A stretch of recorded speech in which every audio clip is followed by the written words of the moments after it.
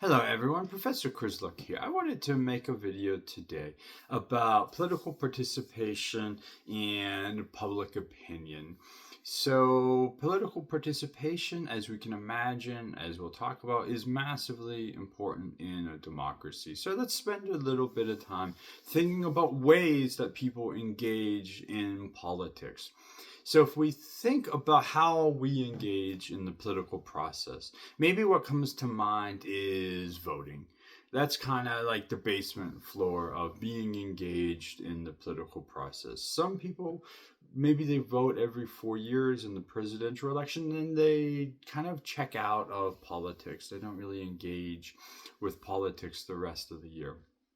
Others, maybe they vote every 2 years or more, depending on if there's special elections in their region, maybe localized elections that pop up. They vote as often as they can. Maybe they contact their representative. Maybe they write letters. Maybe they go to town hall meetings. Maybe they even engage in protests. And so their political participation is quite diverse and quite intense. So most people are somewhere on that spectrum that they vote and maybe they are engaged in politics a little bit. Maybe they call their elected official. Maybe they go to a student board meeting. Maybe they engage in a protest. Right now, we're seeing protests in Los Angeles.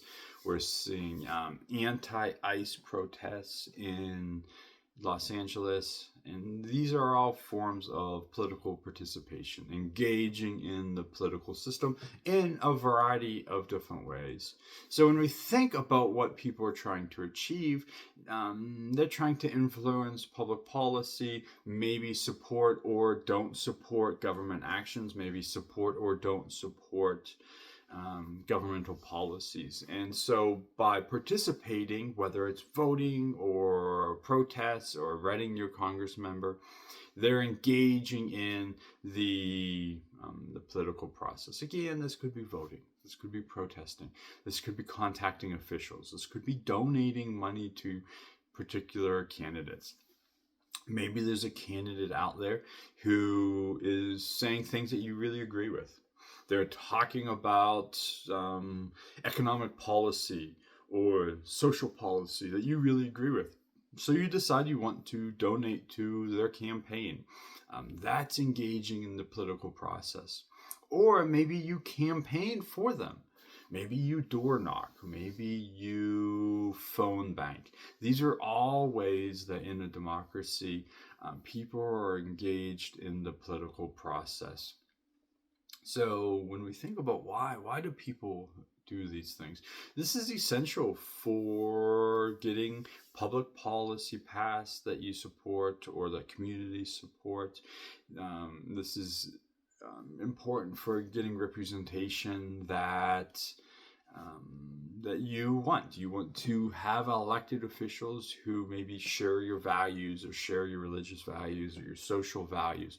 Lots of different reasons why you want these particular people to represent you. And then once they are representing you, that you're putting pressure on them to pass public policy and support public policy that is connected to what you want, your value system, your economic value system, your social value system.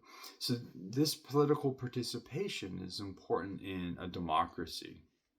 So when we think about political participation, voting is what is kind of the entry level. So maybe writing to your Congress members, protesting, isn't something that everyone does. But voting is something that people do. Maybe they feel they have a civic obligation. Maybe they really generally care about certain political candidates. We saw this with Bernie Sanders as well as Donald Trump, with people that hadn't voted for years or if ever came out and voted for those candidates because those candidates were saying something a little different than other political candidates and they wanted to have those voices represented. So voting is the primary mechanism for expressing the people's will. This empowers citizens and holds leaders accountable.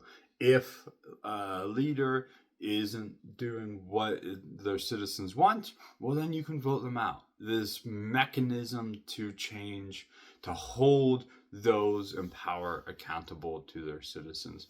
So right now, we're living through a discussion that will Republicans be voted out in the next election, because right now they hold the power in the government.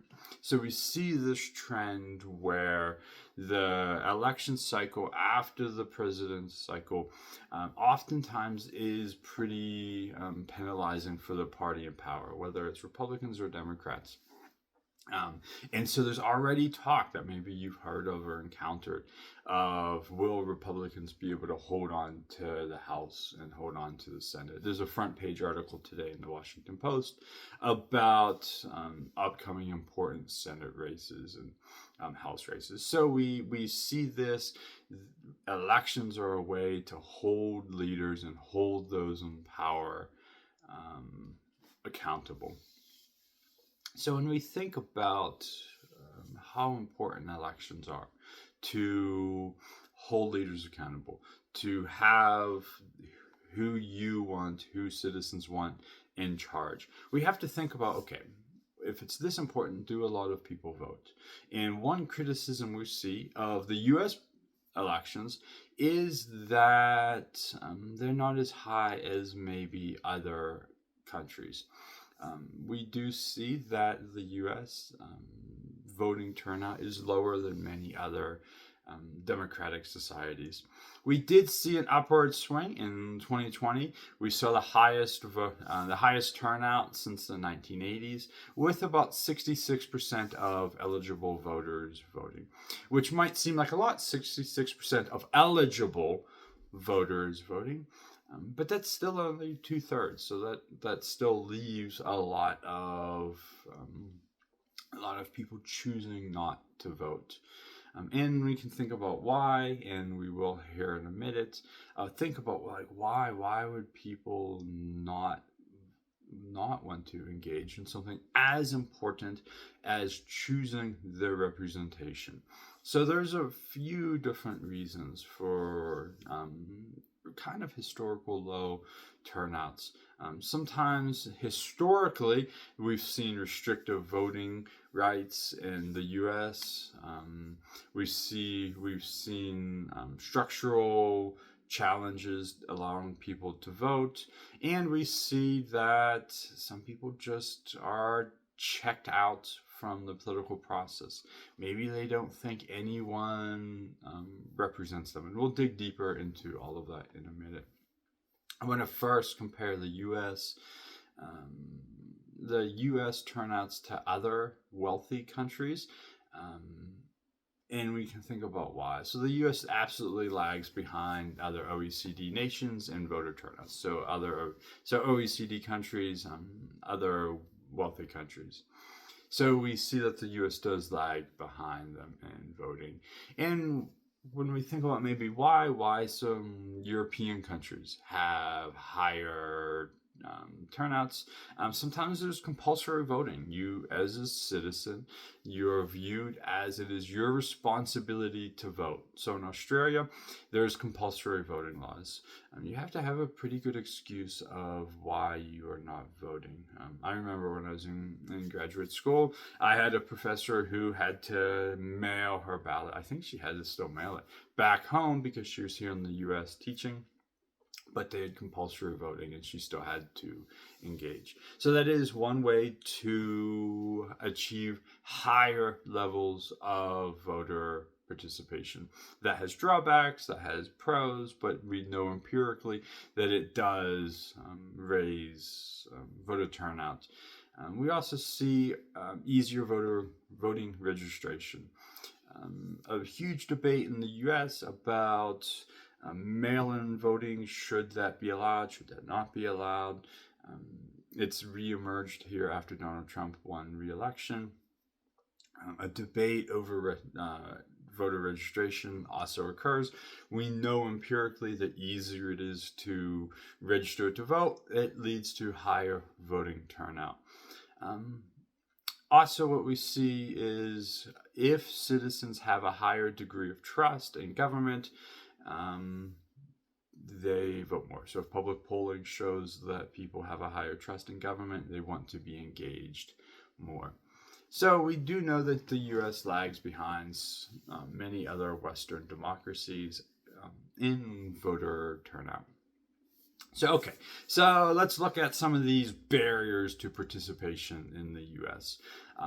Some of these are at the individual level, so not structural, as in what we'll get to, the structure of the voting system that maybe makes it harder to vote, but these are individual levels. We see age. So who do we think votes the least? Young voters vote the least frequency. Absolutely, between 18 and 29 votes less frequently. 18 to 29 vote less frequently. Maybe, and we think about why, maybe at a younger age, the voter just doesn't feel that it matters as much. Maybe their economic situation, they just don't feel that it is as important to vote. Whereas maybe as you're older, and the empirical evidence shows this, but maybe as you're older, you feel that you're more connected to the government, or there are more government programs that you rely on, that then you want to make sure remain in existence. When we look at income, so who votes more and maybe why that matters, and we know lower income individuals are less likely to vote. And when we think about why, they face maybe more structural factors. So although it is an individual choice not to vote or an individual decision not to vote, they do face more structural barriers to voting than maybe someone that can, that is from a higher economic class, socioeconomic status. Maybe they can't get time off work. Maybe there are issues with transportation. We certainly see this in some communities where people don't have cars. It is harder to maybe get to the polling station. Maybe the polling station that used to be in their neighborhood no longer is, and it is hard for them to get to the polling station. We also see from some empirical evidence that wealthier citizens have a tendency to believe that their vote matters and they can access voting more easily. So we see that wealthier individuals have a tendency to vote more than those on the lower socioeconomic status. So income matters, age, gender. Gender also plays a role. Women have voted at a higher rates than men, really since the 1980s. So we see that gender matters, income, attitudes, something that as political scientists we try to capture. If individuals have a higher interest in politics, they feel that it is more their civic duty, that can drive, and that has in the past driven voter turnout. Something else that maybe we don't hear as much about, maybe we hear about all these things, age and income levels. And there is something that political scientists look at called voter fatigue, that there are actually if there are too many elections, that can actually depress participation. This is maybe more true in parliamentary systems where maybe there's a lot of votes in a relatively short amount of time. Israel is a good example of this, where there are a lot of elections, and there have been over the past decade a lot of elections, that can actually suppress voter turnout if voters feel they're just tired of voting. They're tired of always going to the polls, which might sound kind of funny, like how do you get tired of voting? But we do know that does suppress voter turnout. So what is maybe a little bit more interesting to think about are institutional level barriers to voting. One can be registration requirements. The US does not use universal or automatic voter registration. Some countries that when you turn 18, you automatically get registered to vote. The US does not engage in that. Across the board. Some states do.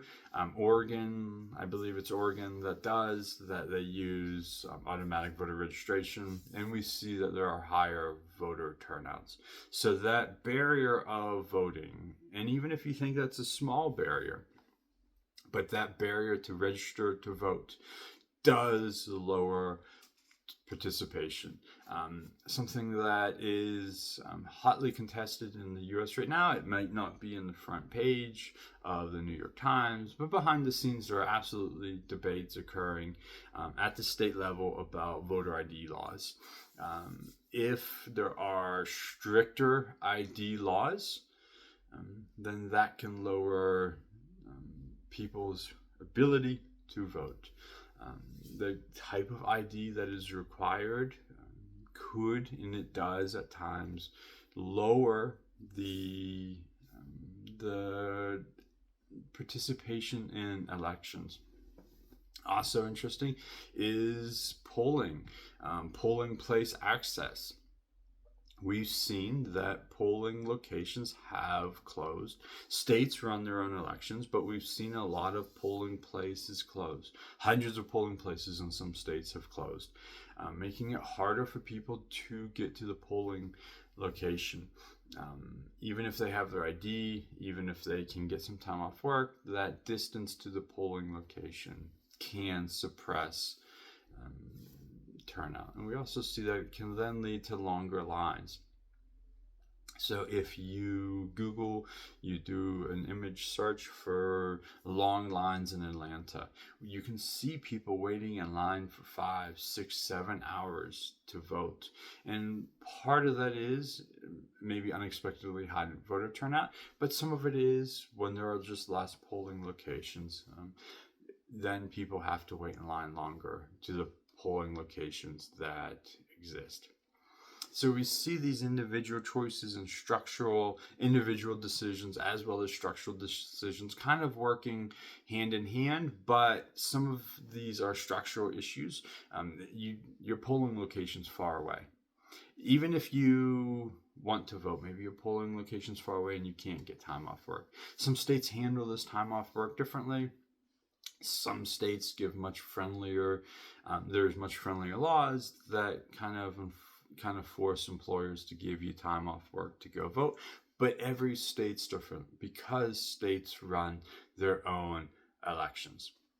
Okay, so the last piece of this I wanted to think about is how do individuals participate other than voting? So we know voting is like the entry to political participation. We know in the US, voting is kind of low compared to other developed, wealthy democracies. And we can think about why. Maybe there's some structural problems, some individual problems. Maybe people look at the political candidates and they're like, these people don't represent me. They're not from my background. Maybe they're different gender, different race, different education background, different socioeconomic status background. I'm not going to vote. Which we do see this. When people are asked why they didn't vote, one thing they tell pollsters is that they just didn't have anyone that represented them. There wasn't anyone that represented their values or had their background, or people say that none of these candidates really understood me or cared about what I want. So we know there are all these individual choices as well as structural choices keeping people from voting. So if voting is the barrier to political participation, what else do we have? Contacting officials. This, I'm sure some people have written letters, maybe did an email, maybe phone calls to your representatives where you express your views either positively, maybe you like what your congressman is doing, congressman or woman is doing, so you send them an email saying thank you for supporting this cause. Or you're mad at what they're doing. Why are you supporting this? Why are you doing this? Or I maybe you call your representative and you tell them don't vote for that bill. That's a common thing. You hear interest groups and organizations telling their constituents or telling people that are interested in a cause, call your congress member and tell them to vote against this bill. This form of contacting your officials, whether it's a letter, an email, a phone call, is a way to express your views in a democracy directly to your elected officials. How else can you be engaged with political participation? Volunteering, canvassing, phone banking. Maybe you can help with an event. These are particularly common among young people. We see empirically that this is one way that younger people get involved in politics. Door-to-door knocking, canvassing. You literally, as the name applies, you go door to door and you try to sell people on a candidate or the issue that the candidate represents. Or you go to the local office and you phone bank. You just call and tell people, you try to sell people on why you think that particular candidate's good. So others, maybe going door to door isn't really your thing. Maybe you're not terribly comfortable with that. Some people donate money. Small donor donations do account for a significant amount of campaign funds. So we do know that the U.S., there's a lot of money in politics in the U.S., and some of this is small dollar donations, maybe like what you or I would give to a political candidate. Some of it's corporations to super PACs. So there's lots of money in politics from different sources. But that is one way to engage in political participation. If a candidate's saying something you like, and you're like, wow, I really want to get this candidate elected, maybe you give them some money. You donate some money to their campaign because you think that that will help. So there's money. There's all these different ways for voter participation. There's also just political participation like protests and social movements. We've seen this with Black Lives Matter, the Women's March, March for Our Lives, are all modern examples that we've all been living through. The protests, as I said at the outset, the protests occurring in Los Angeles right now, a way for people to show either their support for a public policy or their disdain for a public policy. So protests serve to spotlight issues, pressure leaders, and change public opinions. Maybe bringing attention to an issue, trying to get others to support your side of the issue. And this isn't just a democracy thing. We've seen the Arab Spring in the Middle East, the Umbrella Movement in Hong Kong, where people are trying to bring about change to our society, engaging in political participation